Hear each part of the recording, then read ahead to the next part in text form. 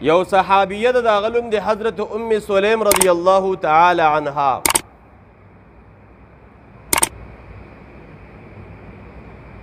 د دې صحابیه خاون وفات شو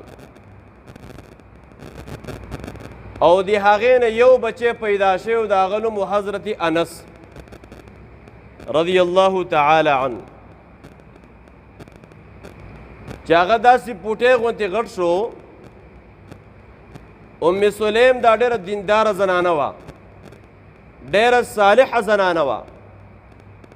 دې د خپل بچی راوستو محمد مصطفی صلی الله تعالی علیه وسلم ته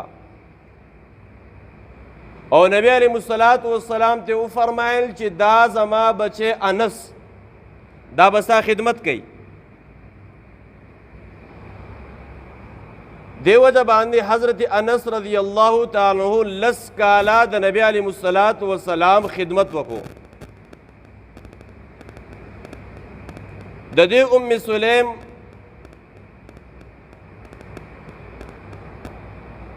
د دې خاون وفات شو. نو چې کله خاون وفات شو یو صحابي دی دغه ټیم کې لا ایمان نه دی راوړی. دا غلم دی ابو طلحه رضی الله تعالی عنه. هغه ابو طلحه رضی الله تعالی عنه ورته د نکاح پیغام راولېږو. ورته وی اے ام سلیم ما سره نکاح وکا. نو چې کله دا درخواست ورته راورسېدو ام سلیم رضی الله تعالی عنها ته وایي که ته کم باغ غواړې زه به تاله باغ درکم په مهر کې خو ما سره نکاح وکا. هغه ورته وی تا ایمان نه دی راوړی، ته مسلمان نه او زمون اسلام او شریعت کې د دې خبرې تعلیم دی چې د مسلمان سره به نکاح کې تعالی ایمان نه دی راوړی، مسلمان نه ایمان راوړه مال په مهر کې اسلام او ایمان نه کا. ستا مهر کې ما ته باغ نه دی پکار، ستا مهر کې ما ته ایمان او اسلام پکار دی. ایمان نه وړه مسلمان شه زه به تا سره نکاح وکم. زما عزتمندو ابو طلحه رضی الله تعالی عنہ هغه مسلمان شو، ایمان یې راوړو. نو چې کله مسلمان شو رب العالمین د ابو طلحه ته ډېر لوی شان ورکړی او ډېر لوی مال ورته الله ورکړی.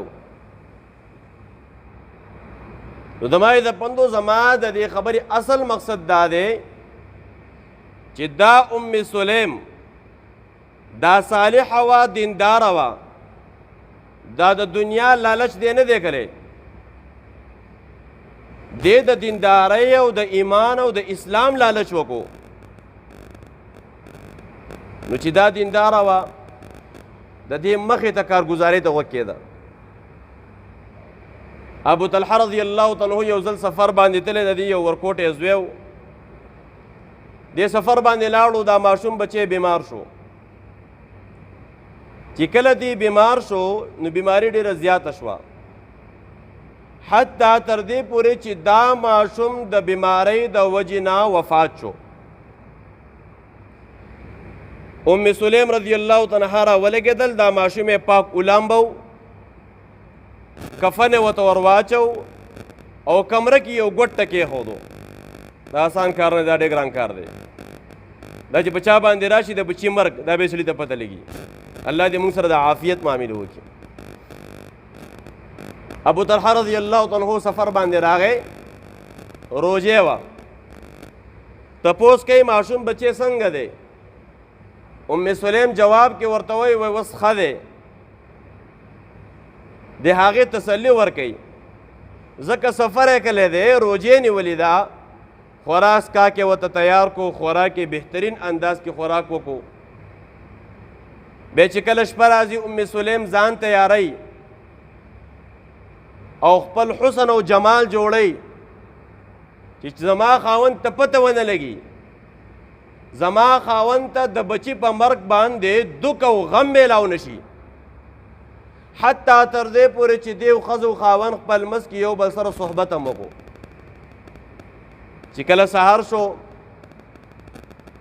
ام سلیم رضی الله تعالی عنها په حکمت انداز کې ورته خبره کوي، ورته وایي ابو طلحه چې څوک چاله یو امانت ورکي او دا امانت واپس په ورکوي که به نه ورکوي؟ ابو طلحه رضی الله تعالی عنہ ورته وایي نعم، ولې نه، دا خو د دې امانت دی واپس پې ورکوي. وی الله تبارک و تعالی چې ما او تا ته د بچي په شکل کې کم نعمت راکلی و هغه الله واخیستو. ابو طلحه رضی الله تعالی عنہ چې دا خبره واورېدل وایي تا ما ته وسوې، تا ما ته وختي ولې نه وې؟ دا ابو طلحه رضی الله تعالی عنہ راولګېدو د جناب محمد رسول الله صلی الله تعالی علیه وسلم خواته لاړو او دا ټوله کارګزاري ورته سوناو کړله. د الله نبي زه سفر باندې تلی ما، زما بچی وفات شوی، ما ته خپل بیبي حل نه دی ویلی، ما روټۍ هم خوړلې ده، ما صحبت هم کړی دی. نبی علیه الصلاة والسلام تی حیرانتیا سره تپوس کوي، وایي تاسو د شپې د یو بل سره صحبت هم شوی دی؟ وایي آو. نبی علیه الصلاة والسلام یو دعا وکړل، بارک الله فی لیلتکما، الله دې ستاسو په دغې ستاسو دواړو دې په دغې شپه کې الله پاک برکت واچوي. ابن عباس رضی الله تعالی عنہ غالباً کمې پیشې دی الله معاف کړي، هغه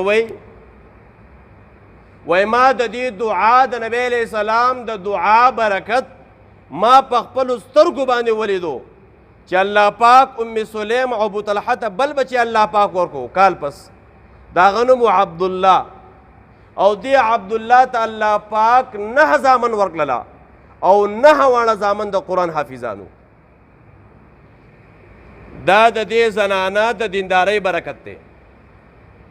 حضرت ابو هریره رضی الله تعالی عنہ ته نبی علیہ السلام ورته فرمای، ابو هریره روایت هم د ابو هریره دی